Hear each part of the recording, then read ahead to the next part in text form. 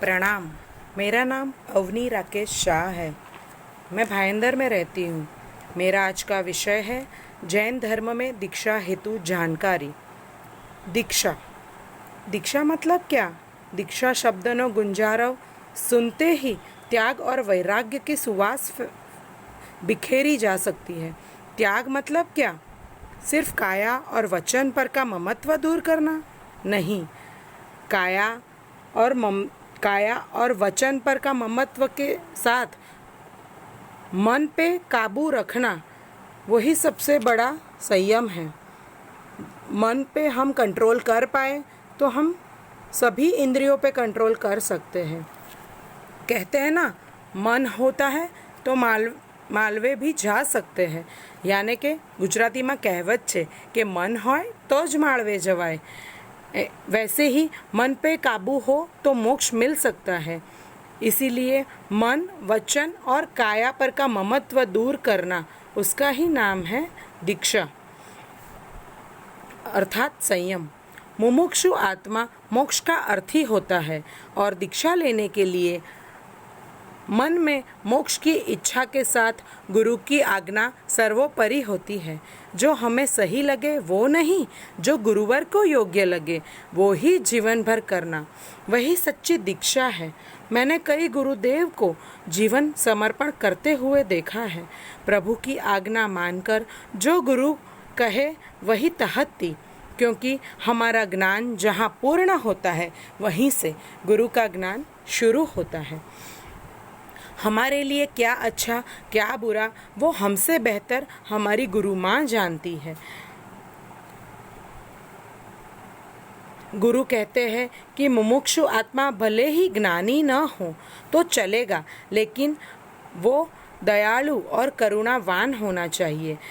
गुरु के प्रति उत्कृष्ट वयावच भाव वाला होना चाहिए और स्वभाव का सरल होना चाहिए। अहम भाव का त्याग करके ही हम दीक्षा ले सकते हैं। जैन धर्म की दीक्षा कोई इजी दीक्षा नहीं है। हम सब फैसिलिटीज़ के साथ रहे वैसी दीक्षा नहीं है। सभी चीज़ों का ममत्व, संसार में दिखने वाली एक भी चीज़ प्रत्ये राग हो तो हमें मोक्ष नहीं मिल सकता है।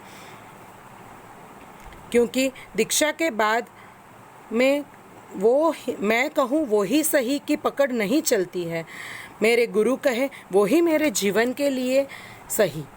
मेरे गुरु जो मेरे लिए सोचते हैं वो मेरे लिए अच्छा ही सोचेंगे। मेरे आत्मा के आध्यात्मिक उत्थान के लिए मेरे गुरु ने जो कहा वही सही है। हमें वैसा सोचना चाहिए। आज के इस कलयुग और ऐसे पंचम काल में भी मैंने हेमवल्लभ जैसे महाराज साहब को देखा है और धर्म रक्षित महाराज साहब को देखा है। रत्न सुंदर महाराज साहब, नर रत्न महाराज साहब, चंद्रशेखर महाराज साहब, ऐसे कई कई कई गुरुओं को देखा है कि जिन्होंने अपने जीवन में फक्त सिर्फ और सिर्फ अपनी गुरु की आज्ञा को ही सर्वोपरि रखा है। जिन्होंने गुरु के वचन को मान्य करते हुए खुद को भूल गए हैं। दूसरे समुदाय के गुरु की सेवा करने के लिए भी अपने गुरुवर कहे तो ज़रा भी हिचक नहीं होनी चाहिए और ना ही करते हैं। हमने आपके पास दीक्षा ली है और हम तो कहते हैं हमने तो आपके पास दीक्षा ली है, तो हम दूसरे गुरुओं की सेवा क्यों करें? मन में ज़रा भी दुर्भाव नहीं और गुरु के वचन को तहत्ती करे और पूरे जीवन भर पाले। जैसे कि प्राण जाए पर वचन न जाए। हिमांशु सूरी जैसे महाराज साहब की पारखी नज़र और समर्पण भाव और धर्मरक्षित महाराज साहब और हेमवल्लभ महाराज साहब का गुरु के ऊपर विश्वास और उत्कृष्ट कक्षा का समर्पण, त्याग और निष्ठा का फल हम देख रहे हैं। आज शत्रुंजय के साथ साथ गिरनार जी का महत्व भी बढ़ रहा है, जहाँ से आवती 24 के सभी 24 तीर्थंकर निर्वाण यानी कि मोक्ष को प्राप्त करने वाले हैं। वैसे गिरनार और नेमनाथ को सबके हृदय में बिठाया है, वैसे गुरु महाराज हैं और हमारा महत्व, काया का ममत्व दूर कर हमने काया का ममत्व दूर कर समझकर गिरनार मय बन गए हैं और हेमवल्लभ महाराज साहब ने गुरु के वचनों को मान्य कर सभी को गिरनार की ओर खींच लिया है और गिरनार और नेमिनाथ भगवान का महत्व बढ़ाने के लिए आजीवन आयम्बिल ओली का तप करते हैं, जिनका पारणा आवते भव में होने वाला है। और वो आयम्बिल भी कैसा, हमारे आयम्बिल जैसा नहीं कि 15-20 चीज़ें, हम ये नहीं वो नहीं भाता, कुछ नहीं, 15-20 द्रव्य नहीं, सिर्फ 2 द्रव्य का आयम्बिल आजीवन करते हैं और गुरु के वचन को मान्य करते हैं। उनका पारणा सीधा आवते भव में होने वाला है। वैसे साधु भगवंत को मेरा हृदयपूर्वक वंदन। इसे कहते हैं जैन धर्म की दीक्षा, कि कैसे भी प्रतिकूलता में और अनुकूलता का अनुभव करें, मुंह से उफ तक नहीं करते। निष्फलता, निष्कलंक, त्याग, तप, जप, संयम, साधना, स्वाध्याय, गुरुवचन तहत्ती को अपना प्राण समझते हैं। वैसे हैं हमारे जैन धर्म के साधु साध्वी जी भगवान। आज की कोरोना जैसी महामारी में भी जो अपने सिद्धांतों और प्रभुवीर के वचनों का प्राण जाए पर वचन न जाए की उक्ति को सच करता हुआ हमारा ये जैन धर्म और उसमें भी ये ली जाने वाली दीक्षा है। आज भी प्रभु वीर के उस समय कहे हुए वचनों को सारी दुनिया सच्चे दिल से अपना ले तो ये कोरोना तो क्या, भूकंप, साइक्लोन, सुनामी कभी भी आ नहीं सकते। मैं तो अपने आप को धन्य और भाग्यशाली मानती हूँ कि मुझे ऐसा जैन धर्म मिला है। और आज तो बड़े बड़े सेलिब्रिटी भी गो वेज यानी कि गो वैगन और वेजिटेरियन की ओर बढ़े हैं।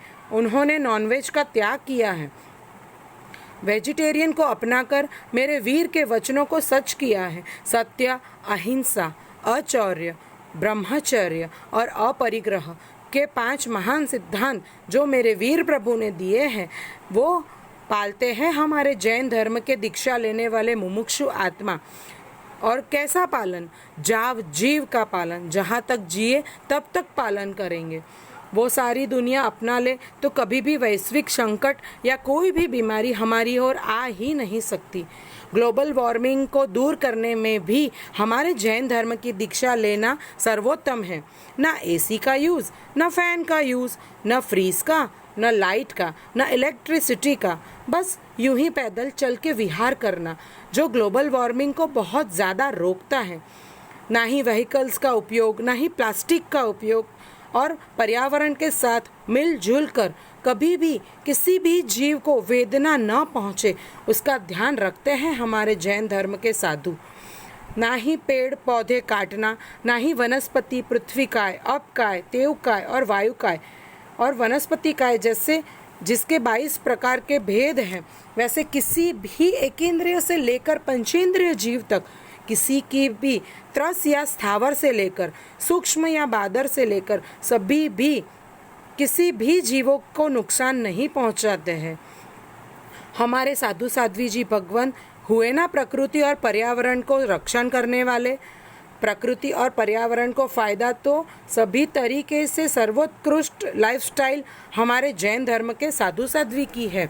किसी भी जीव मात्र को मन से, वचन से, काया से कभी भी नुकसान नहीं पहुंचाते। उस बात का जैन धर्म की दीक्षा में वर्णन रखा गया है। ऐसे हमारे जैन साधु साध्वी जी भगवान आज भी प्रभु वीर के वचनों का पालन करके कम से कम पानी में, और वो भी कैसा, सच्चित नहीं अचित, उबाला हुआ पानी। सच्चित पानी में असंख्य जीव है, वैसे हमारे प्रभु वीर ने कहा है, तो हम अपकाय के जीवों की भी क्यों विराधना करें। इसलिए सच्चित पानी जिसके 3 उबाले आ चुके हो वैसा अचित पानी ही हमारे गुरु भगवंत वापरते हैं। सभी पानियों के असंख्य जीवों को अभयदान देते हैं। जन्म, जरा, मरण के इस असंख्य फेरों को सार्थक करने का यही मानव भव हमें मिला है। ऐसे दुर्लभ मनुष्य भव हमें बहुत कम मिलते हैं, और मिला है उसे सार्थक करना हो तो जैन धर्म की महामूली, अत्यंत कीमती, मूल्यवान धरोहर का हमें भी पालन करना चाहिए। और श्रावक श्राविकाओं में भी हम सभी जैन धर्म की दीक्षा अंगीकार करके सच्चे साधु साध्वी बने, यही मंगल कामना। जिन शासन में जैन धर्म की दीक्षा प्रकृति और पर्यावरण से मिलजुल कर रहने वाले सभी जीवों को, किसी भी जीव मात्र को नुकसान न पहुंचाने वाले, वैसे हमारी जैन धर्म की दीक्षा वो हमें पालनी चाहिए।